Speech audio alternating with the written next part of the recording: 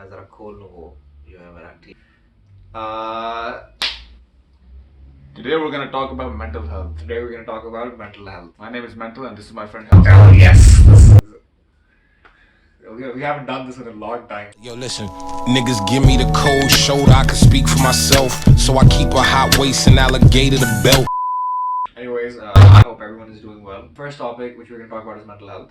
It has been a really difficult year for a lot of people. So whenever it comes to mental health, like it's a topic which everyone shies away from. Especially in Pakistan. You're part of brown culture, right? And there are two things which you're not going to know about. First thing is, wo jo biology ke andar chapter nahi hota, the reproduction chapter in in Pakistan, that is blocked. We're going to find out about reproduction from an actual book, Like you from an wake actual up- textbook, from educated people who have the right to tell you what those things are. Somehow your life is going to be ruined. Coming back to the second thing, it's mental health, right? Because you do not study about how to take care of your mental health. You do not study about any sort of illnesses like depression, anxiety, panic disorder, OCD, bipolar, right? Maybe someone in your close friends list or like your friends or your family might actually be suffering from that. Why are you doing that? Why are you doing that? Someone might actually be going through that stuff, right? And you never know. Whenever you grow up in a brown society, I do not understand one That thing. sounds like brown. What? I feel it's like kind of, It's offensive. it's offensive. Fuck that, bro. It is what it is, isn't it? Yeah. It is brown society, and I want to call it brown society because Asians? no, not Asians. I would Desis? call it brown society because that covers a lot of different Because we're shit. like. I can't argue with that logic, can I? You get the gist, right? What I'm trying to say. Well, the first thing is, why is it such a huge taboo? Why is it such a huge taboo to talk about depression? Why is it such a huge taboo to talk about anxiety? It's a very dismissive It's behavior, dismissive. man. If you have a mental issue, you don't have a mental issue. Yeah, mental issue.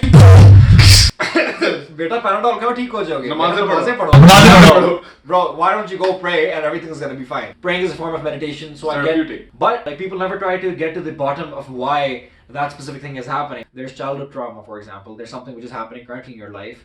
There's probably something traumatic which you experienced at some point of your life, right? Sometimes it's genetic. People don't want to be like Exactly. anxious, but they have to be. It's in their code. Exactly. Sometimes genetically it's inherited from your parents. Maybe they have a gene code which is passed on to you, which gets activated. Where maybe it's getting a little too scientific. Sorry, I don't You wanna- lost me at gene code. Yeah, I can't. I don't want to do that. But yeah, man. Sometimes you have like literally, it's not up to you, and a lot of shit happens, man. Like life, you have to It's unprecedented. You had Why do not we like treat mental illnesses the same way as we treat physical illnesses? Yeah. Because I can tell you for a fact that those illnesses are far more debilitating than a lot of physical conditions which people have. Okay, so the thing is that I believe that in brown society, these sort of things aren't covered because even in our parents' generation, it wasn't exactly touched upon. When we were growing up, it was never part of our family to talk about depression, to talk about anxiety. It's considered very normal, and it's considered like it's a very dismissive behavior. People who just do not care. If you think about it, I'm pretty sure everyone has an uncle or dad who was supporting a family of 6 people, 7 jobs, and you need to do this and Yeah. this, and they were like, I never had depression. And that's a completely different pressure, right? Which you're placing upon children. It's not only your family, by the way. It can also be your relatives. Even your friends sometimes make you feel that way.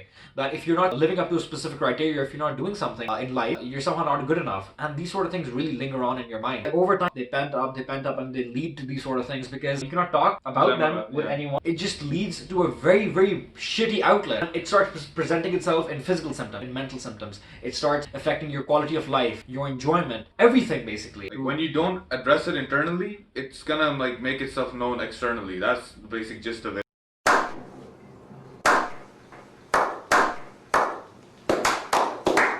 Up until the age of like, I don't know, 17 or 18, I had never experienced deep or thoughtful or emotional conversation with not my friends, nor I still haven't with my family, by the way, because we don't connect in that sense, because we don't value, and then if that doesn't cause a problem, I don't know what will. Yeah, Fawn's family's not going to be happy with this video. It's out there now. It's out there now. We're talking about this. This was something which needed to be talked about. A lot of people do not realize that their friends are going through these sort of things because they feel as if it needs to be on the surface. If you do not emotionally express your inner thought, whether it's anxiety, whether it's depression, whether it's OCD, anything for that matter, whether it's even social anxiety, anxiety, feel that you need to somehow give them a sort of external expression for them to somehow feel that, oh, there's something wrong with this person. The perception is that we can only assess mental illnesses if you give us something physically, which is tangible, for example. And that is not how it works. Someone who goes through anxiety can be having a full-blown episode while standing or while sitting right beside you, and you will never be able to know. They are so afraid of saying those sort of things because they don't want to be judged. They don't want other people to think that they're going crazy. The biggest thing is that they just believe that people won't understand. And that's true because we haven't experienced those things. So that's why we cannot relate to their level. And because of that, we don't even try to look from other perspectives that, oh yeah, okay, even if I haven't experienced that stuff, maybe I could do things in order to accommodate that person. If it works for me, it should work for you. Exactly. Yeah. If my mental health is 100%, then why isn't your mental health 100%? Because of course we are part of the same this or we are part of the same that. We are doing the same activities, so why don't you feel that way? Yeah. And you see, that's another pressure which people who go through mental illnesses have to suffer. You know? They're like, what is wrong with me? Exactly. They start questioning all these things that, okay, if all of my friends are having fun, if all of my friends are having a great time, if everyone's life is going perfectly well, consistently, then why am I the one at 20, at 21, at 22, at all these ages who has to go through these things? Along with having the mental issue itself, you develop some sort of doubt on yourself that there must be something else wrong with me, something physically wrong with me maybe. That's why I can't do the things that they're doing. People go to doctors to get medical checkups done. They go to psychiatrists to somehow understand what the fuck is going on with their body. Dude, psychiatrists are like, they're super stupid, they're super dumb, and they just love giving out prescriptions. They're like drug dealers. Exactly, for absolutely no reason. Why? One meeting, well, not even an hour, not even a full hour, antidepressant. And you're set for life. A lot of the antidepressants make you feel dependent on them. So you have to keep on taking them. The worst part is that antidepressants take 2 weeks or 3 weeks to feel better, or 4 weeks sometimes in some cases. And then you have to keep on taking them and taking them and taking them until you solve the issue which is actually there. They suppress the issue which is actually causing all those symptoms, saying that whatever psychiatrists say should be taken with a grain of salt. Your best bet would be going to a therapist or a good psychologist who you can talk to about these sort of things. Because taking something, a physical chemical for an issue that isn't physical is not the solution. Exactly. Sometimes, of course, it becomes unbearable. There are a lot of people who suffer from debilitating anxiety, depression, clinical depression, for example. In that case, yes, medication is the first step to go with therapy. But I'm talking about cases in which people have moderate depression or mild anxiety. They should at least try to figure out a non-medical way. Because psychiatrists just love to label you. And they just love to give out prescriptions. This is a part of their job. They get paid for giving you prescriptions, by the way.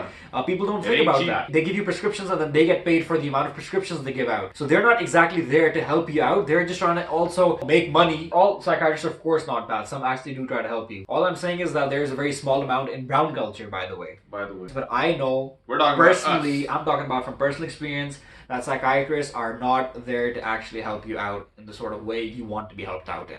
Anyways, next item on our agenda is people, warriors on social media, talking about mental health, talking about how their DMs are open, and you know, if you're going through something, why don't you approach me? Why don't you talk to me? As if I'm going to be able to fix everything. First of all, DMs are always open, okay? Yeah, exactly. I can message you whatever I want. Yeah, and second of all, you guys think that people who go through all this shit have the time, have that energy even mentally, to go to you. Because of course, you know everything about mental health, right? They would just reach out to you. They haven't reached out to their family. They haven't reached out to their relatives, everyone, even their significant others, significant others. But they're gonna reach out to you. You know why? Because of your Instagram story. Because of your story, yeah. You got it, didn't you? You cracked the code. How'd you do it? How'd you do it? You naughty. You see, that is where like a lot of problem lies. So maybe stop trying to be someone. Stop trying to jump on the trend train. Exactly. You know? Oh my God, I also know about mental health. Maybe guys, instead of posting these stories, instead of asking people to share things which they're never going to share with you, why don't you actually educate yourself on the topic of mental health, on the topic of disorders, on the topic of illnesses? Maybe spend that time watching a video. Maybe spend that time reading a book about these sort of things so that at least you can start to begin to analyze their perspective on things. And not to undermine your efforts. Exactly. Like, try and help, but there's a specific way that you can help. Exactly. And a specific way, like, you're normalizing that this is the only way we can help. Don't do this. Stop it. Get some help. But try to let people know that you're there for them, because sometimes you just do not know what sort of a day or what sort of a phase a person is going through in their life. Just a little bit of positivity can make someone's day. You know, we have learned this toxic trait of spreading negativity all the time, but maybe we should learn the art of spreading beauty, spreading love, spreading joy around ourselves. Be kind. And it doesn't take anything. It doesn't cost you anything. Don't be a bitch. Don't be a bitch. Be kind. Be God kind. damn It it. doesn't take anything, man. Honestly, it's okay to just sort of let that shit go. Okay?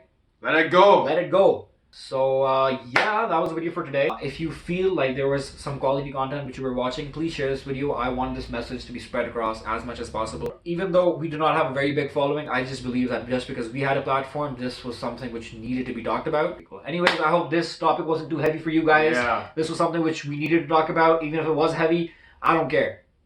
I don't care. No one gives a shit. No one gives a shit. You need to know this stuff. You need to. Subscribe, like, and of course, whatever you think about this video, let us Spread know in the comments. love. And spread love. Spread love. Just like you're gonna spread this video. Right? Man, you said it right. Exactly. Right? This guy, he's on something. I I'm don't on know what to something. tell you. I cracked it, didn't I? So yeah, guys. Alright. We love you. Hope everyone's having a great day. Bye-bye. Bye-bye.